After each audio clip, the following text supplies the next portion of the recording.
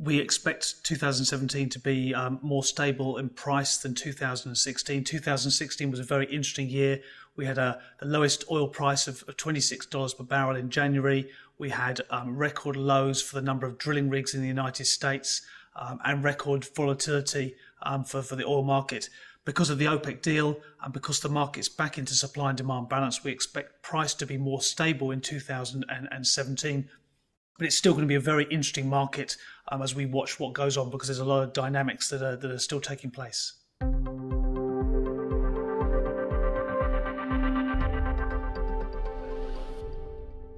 In November 2016, OPEC stepped back into its market balancing role by saying it was going to cut production.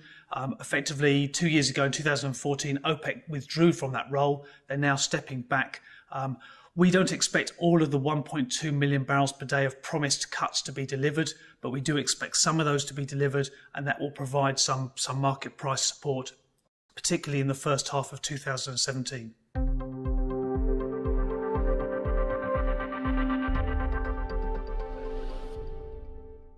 So OPEC have promised to cut production by 1.2 million barrels per day in the first half of 2017, compared with October 2016 production levels. But if you look back, OPEC has actually been increasing production quite significantly by 3 to 4 million barrels per day in the period when the market has been oversupplied.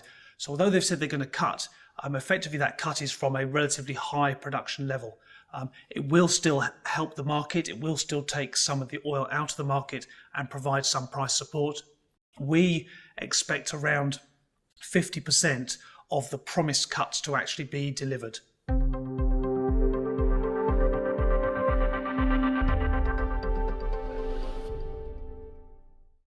The main threat to the OPEC cut is the level of compliance by the OPEC and the non-OPEC countries.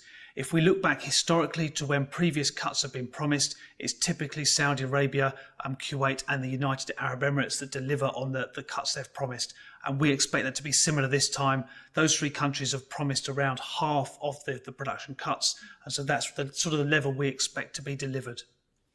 Apart from that, the key threat are two countries that have been excluded from the deal, Libya and Nigeria. Because of internal issues, their production is lower than it has been historically, with civil war in Libya and increased insurgency in Nigeria.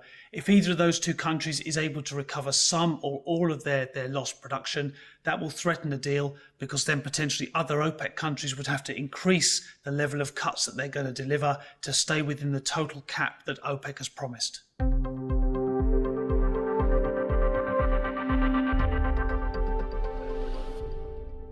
Compliance with the cuts is a key issue. So each of the countries has been given a specific target, but the question is how will that be measured? So each country reports its own production, but that data is not going to be used. What will be used is what OPEC calls secondary sources, so independent sources of data. They use six companies, and IHS Markit is one of those six that provides data that will be used to measure compliance. A separate committee has been set up to measure compliance of the countries and to report that back to OPEC. OPEC produces a monthly report, and that's who everybody will be looking at to see what is happening, who is complying and who isn't complying.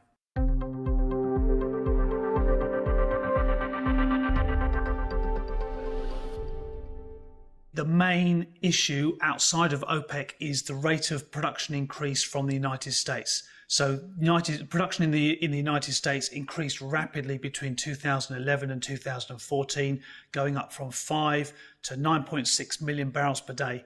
Since then, with the lower market price, production has been in decline, and it's now down to around 8.5 million barrels per day.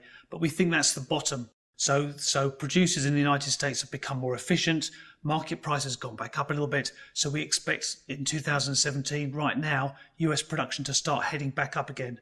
The rate of that increase will be very important for the markets, because that's extra oil coming back onto the market. We expect production to increase by around about 500,000 barrels per day between the start of 2017 and the end of 2017.